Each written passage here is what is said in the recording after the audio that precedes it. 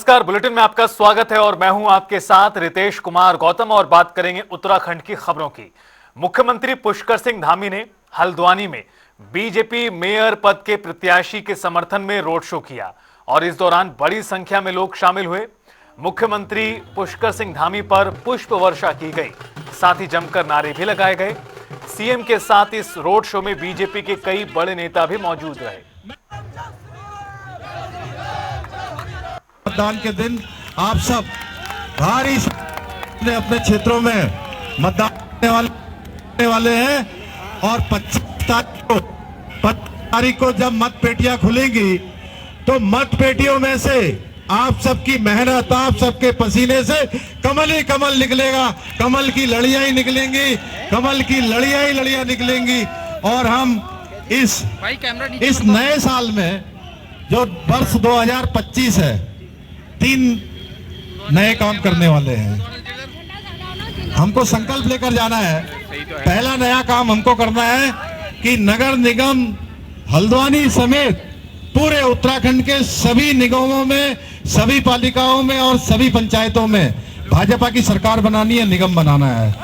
28 जनवरी को आदरणीय प्रधानमंत्री नरेंद्र मोदी जी के हाथों से, जिसमें 10,000 खिलाड़ी पूरे देश से देवभूमि उत्तराखंड आने वाले हैं, 38वें राष्ट्रीय खेलों का उद्घाटन होने वाला है, उसका शुभारंभ होने वाला है और हमारे हल्द्वानी के यही के गोलापार स्टेडियम में आप सब उसके समापन के सहभागी बनने वाले हैं। तो भाइयों बहनों, 3 हमें काम करने हैं, लेकिन सबसे पहला काम हमको निगम में हमको मेयर समेत हमारे सभी सभासद के प्रत्याशियों को विजय बनाना है।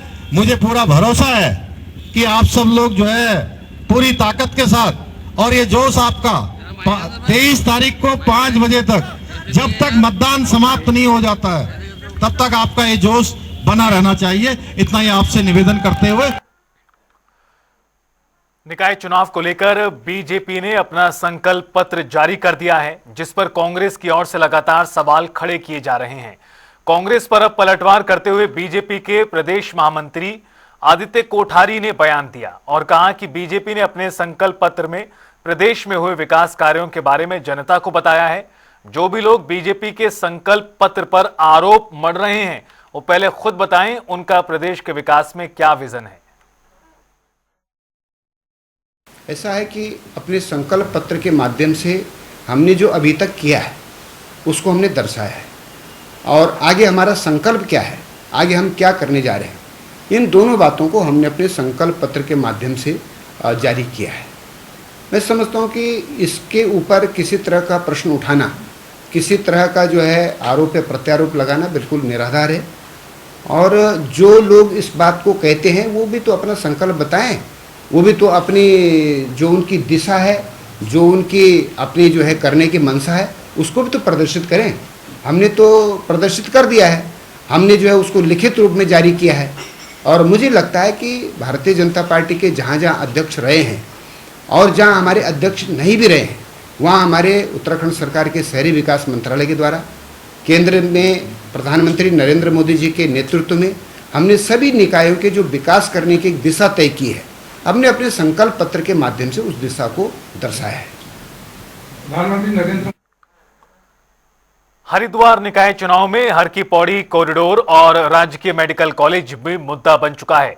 दरअसल कांग्रेस प्रत्याशी के समर्थन में कांग्रेस ने विशाल रैली निकाली, जिसमें कांग्रेस के प्रदेश अध्यक्ष करण माहरा और दूसरे अन्य बड़े नेता भी शामिल हुए।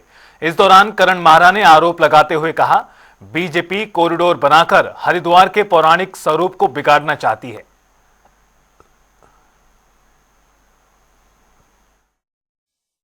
हरिद्वार के लिए कॉरिडोर एक बड़ा मुद्दा है। हजारों लोग बेघर और बिजनेस के हो जाएंगे, लोगों के बिजनेस खत्म होंगे और यहाँ की पौराणिकता, यहाँ की संस्कृति जो है वो ख़त्म हो गया। हम नहीं चाहते कि बनारस की तर्ज पे या अयोध्या की तर्ज पे यहाँ नुकसान किया जाए। नगर पालिका में हमारी चेयरमैन थी, उनकी मदद से ज़मीन दी गई जो सैकड़ों करोड़ की ज़मीन है और उसमें कई 100 करोड़ रुपया बिल्डिंग बनाने में लग गया और अब लाके वो जो है साहब को दे दी जा रही है। और उसका सबसे बड़ा उदाहरण आपके पास रामनगर का पीपीपी मॉडल का हॉस्पिटल है, वही भिक्यासैन में चलता है। अभी 2 बड़े बस हादसे हुए क्या हालात थी, लोगों को कैसे इलाज नहीं मिला, आप सब ने देखा है। और वही चीज़ यहाँ कर रहे हैं।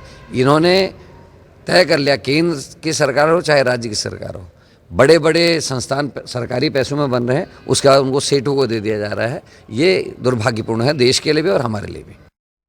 100 सीट यहाँ पर हैं, उनका भविष्य क्या करेगा, वो यहाँ पढ़ेंगे या कहाँ पढ़ेंगे, खुद सोच लेना चाहिए। जो सरकारी फीस पर यहाँ पर भर्ती किए गए थे, क्या प्राइवेट वाला इनको मान्यता देगा या प्राइवेट वाला कराएगा?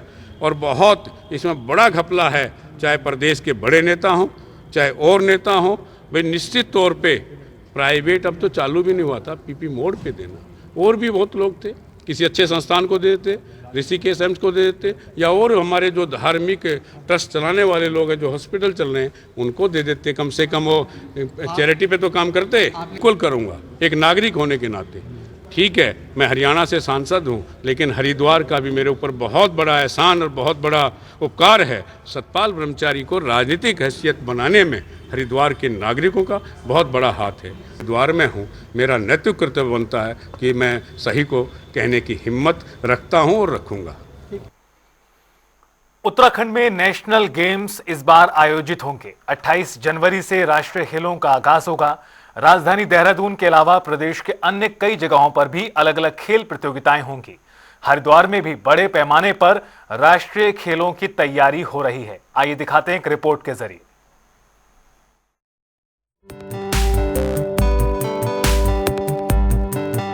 देश में राष्ट्रीय खेलों का आगाज होने जा रहा है।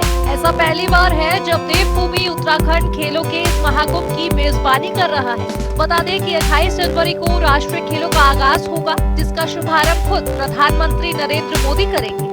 राष्ट्रीय खेलों के तहत प्रदेश के विभिन्न जिलों में खेल प्रतियोगिता का आयोजन किया जाएगा और इसी कड़ी में हरिद्वार में भी राष्ट्रीय खेलों की 3 प्रतियोगिताएं होनी है, जिसमें हॉकी, कुश्ती और कबड्डी शामिल है।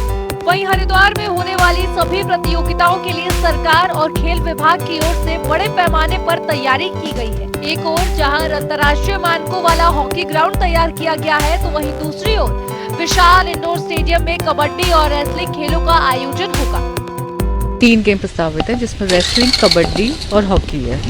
तो हमारा जो जितने भी वेन्यू है सारे रेडी हैं, तो हम पूरी तरह से तैयार है नेशनल गेम्स के लिए। तो जितने भी हमारा इंफ्रा है वो सारा इंटरनेशनल लेवल का है। तो जितने भी प्लेयर्स आएंगे उनको बहुत अच्छी सुविधाएं मिलेंगी। तो हमारा जो रेसलिंग हॉल नया बना है वो भी पूरा इंटरनेशनल लेवल का है। उसी हॉल में कबड्डी भी होनी है और हॉकी का हमारा पूरा हॉकी स्टेडियम है जो एस्ट्रोटर्फ लगा हुआ है। कैंप किस तरह से? अरे 3 गेम है, तो तीनों के कैंप चल रहे हैं, जिसमें प्रत्येक में 30-30 बच्चे हैं जिन कैंप कर रहे हैं और पूरे उत्तराखंड से बच्चे आए हुए हैं। तो उनके कोचेस लगे हुए हैं, साथ में उनके फिजियो वगैरह सब हैं। हरिद्वार हमेशा से ही हरियाणा की तरह खिलाड़ियों की भूमि रही है। वंदना कटारिया, ऋषभ पंत, मनीषा चौहान जैसे कई खिलाड़ी हरिद्वार से निकलकर राष्ट्रीय फलक पर खेलकर अपनी प्रतिभा का लोहा मनवा रहे हैं। वहीं आगामी राष्ट्रीय खेलों में हरिद्वार के कई खिलाड़ी प्रतिभाग कर रहे हैं। उन सभी का सपना जीत हासिल करना है। जी बहुत ज़्यादा एक्सपेक्टेशन है हमें। फिलहाल तो जिस हिसाब से हम लोग मेहनत कर रहे हैं, बहुत सी उम्मीदें जुड़ी हुई है हमारी। मैं पूरे जी और जान से मेहनत करूंगी और कोशिश करूंगी कि हम मेडल लाएं। सर आप जैसा कि देख सकते हैं, यहाँ पे बहुत अच्छी फैसिलिटीज दी गई हैं और अगर भविष्य में भी अगर हमारे राज्य के, उत्तराखंड राज्य के खिलाड़ियों को आगे पहुंचाना है तो ऐसी फैसिलिटी देनी पड़ेगी खिलाड़ियों को।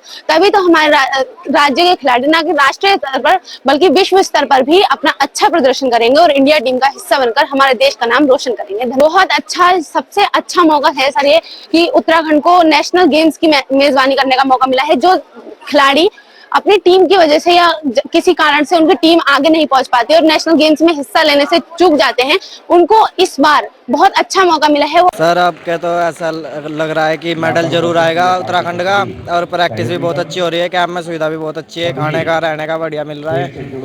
अब क्या मेडल जरूर आएगा। हाँ जी, स्टेडियम का तो बहुत फायदा हो रहा है। एक तो इंडोर मिल रहा है हमें प्रैक्टिस करने का, अपना पूरा दिन में किस टाइम भी प्रैक्टिस करो। लाइट की अच्छी सुविधा है, मैट की और हर खेल की, रेसलिंग में उनके मैट की सबकी सुविधा अच्छी है। बढ़िया प्रैक्टिस। मौका मिलेगा तो कैसे खेलेंगे खिलाड़ी? हाँ मौका मिला तो अपने प्रदेश का नाम जरूर रोशन करेंगे।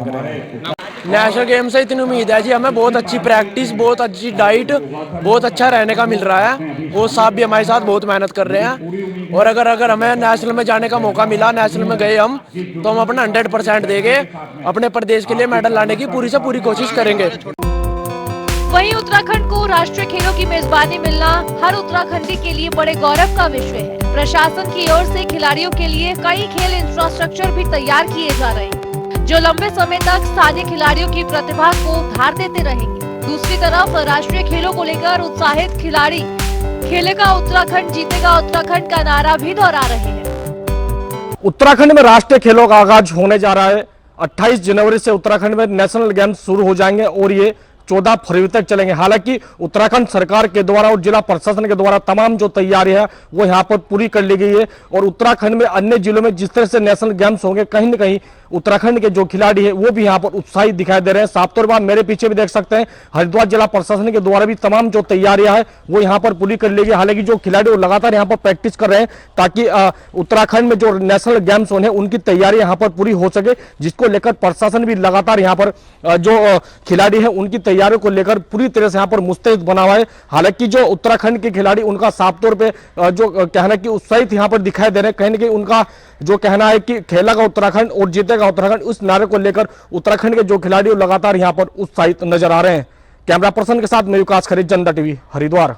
ब्यूरो रिपोर्ट, जनता टीवी।